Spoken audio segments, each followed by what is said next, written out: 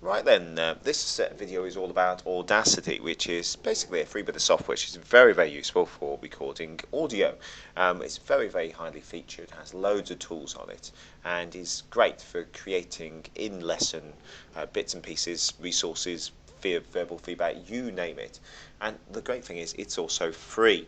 If you go to Google and just search for Audacity, it will bring up, usually it's the first link, this one, which is at their main page at sourceforge.net. And on the download tab, you can pick it up for Windows, Mac, or indeed for Linux and download that. Like Dropbox and other software, obviously it's perfectly okay if you're installing it, if you have the rights to do that on your laptop. But if you do need administrator rights, then that's obviously something you'll need to talk to your IT specialist in your school. But it is completely free. You don't need a site license for it as well. So it's definitely well worth downloading, if not just so that the kids can actually use it. But looking at it once you've actually downloaded it, it's very, very straightforward and simple to use. This is what it looks like. It looks more complicated than it actually is. Over here on the top right hand corner, we've got the main input level slider, which allows you really to decide on your microphone input. And a word about microphones, it's perfectly okay to use what is on your laptop, and most of them have reasonable ones, but they aren't very good at cutting down the background noise. And remember, what you're trying to do is you're trying to record yourself so it's nice and clear and easy to use, and for the kids to actually hear as well. So it's a great idea to actually invest in even the fairly cheap, simple microphone. It can be one that is warm around your neck. I mean, the one that I'm recording this on now is just a Logitech wireless set of headphones and microphone, the type of thing that you would use if you were going on the console, for example, and you were gaming online. Very, very cheap, not particularly expensive, at £20–30 a set. Well worth it though, as far as actually doing this type of thing is concerned. I'd also think about getting some ones for the kids to use, which are cheaper as well. Make sure that you've got the volume in on that, so the input volume is decent, so that you've got a decent level coming in. And then it's very, very straightforward. You've got these big buttons over here on the left hand side, and they do exactly as they say on the tin, in that you just click here and it starts recording, and it is as easy as that. And you can start recording, picking at the individual bits and pieces, and once you actually finish, you can stop it, or indeed you can pause it. So say if you want to shout at the kid that's across the room, if you want to cough or something, you can just pause it at that particular point and then just click again and it picks it up again. Once you've finished it, it's just a case of stopping it. You can then play it back and it starts recording, and it is as easy as that. And you can actually take that individually. So for example, I can highlight key areas. Easy as that. Let's see if we can get it exactly. As easy as that. So I've got that particular bit. I can copy that out just like you would do with an image. You can copy it, cut it, you name it. I could start a new particular page and then paste that one in. So I can go in there and paste it in.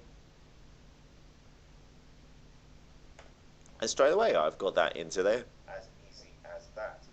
And you can actually create the individual files. You can add special effects to those, so you can speed it up, slow it down, whatever you might want to do. So if I wanted to actually put an effect on it, I can change the speed.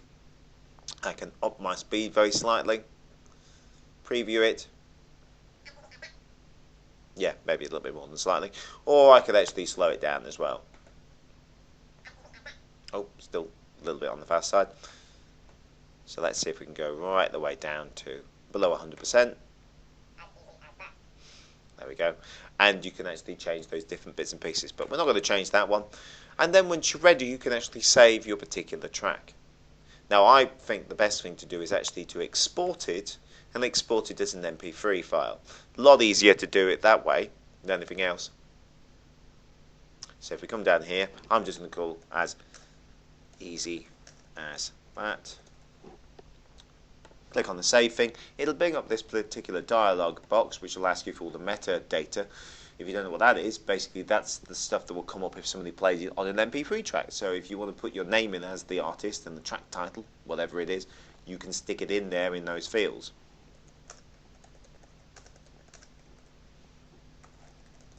There we go. and then you just decide on saving it, and away it goes. Straightforward, simple. It's really, really a great piece of technology. What it's very, very useful for doing, though, is you can use this as well to actually create resources for your lessons. So I've obviously saved that into my documents as an MP3 file. So if I have a look at where it is at the moment, so it's as easy as that MP3, I can take that, put it into my Dropbox folder, for example. And if those people that have downloaded and tried this one out, you know that if by putting it in here, that's automatically available to any laptop, any mobile device that has my account on Dropbox and the Dropbox app installed on it. I could also, as well, if I wanted to, go off on a separate tab to go qrme.me,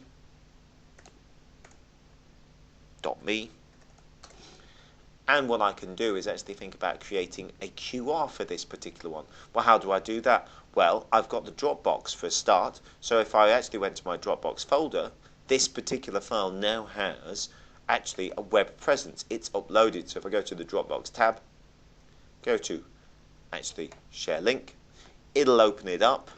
As you can see, it's doing just behind here, and this file is now actually hosted online.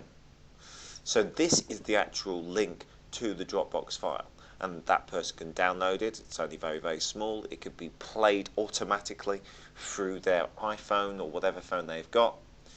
If I take that and I copy it and put it into the QR code generator as a URL, make sure you put it as a URL, by the way, it'll actually create it as an actual QR code. So there we go. So that QR code, as long as I've got that in my Dropbox, and remember it has to stay in the Dropbox for it to actually work, that QR code will link to it. So if that was scanned with a phone, it would automatically go to that, and you would hear that particular piece of text and be saying it's as easy as that. Simpler, very straightforward, just like as if you were doing it with any other document, if it was like a JPEG as well. Don't forget, you can also go to Google, and I could also log in as myself here, and I can sign in and use the Google Drive. So if you haven't done that one, that's always very useful to do as well. So I can log in here in my Saw Valley one.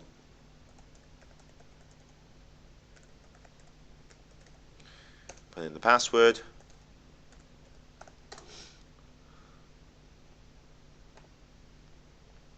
Go to my Google Drive account, and then I can upload this and share it with people. So if you remember, for those people that have actually watched the video on Google Drive, we have got a folder already in there, which is the test folder, which has got a number of bits and pieces in we've been having a look at just here. And if I decided to then upload that file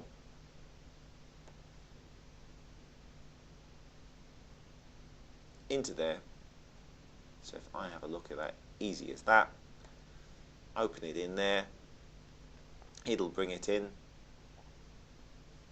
and it can be uploaded straight away into my Google Drive. So that would then become available to students as well. So I could share that, as I have done quite a bit. In fact, if we have a look, I have a folder for my Year 10, and there's different bits and pieces in there. As you can see, I've got quite a few that I've done previously. So these are the ones that people have feedback on, their different bits and pieces, maybe in lesson time, maybe it's stuff that I've done previously with them, maybe it's on their particular work. So Audacity itself is a very, very heavily featured, very, very detailed, and there's a lot more than what I've shown here that you can actually do, merely scratching the surface. But have a go at recording things, have a go at saving them, as exporting them, remember, as an MP3. Try syncing them through the QR codes for them, have the Dropbox, use that, maybe put it onto your Google Drive account, whatever it might be. But share that whole suite of software, and hopefully you should be able to use those for some fantastic resources within lessons.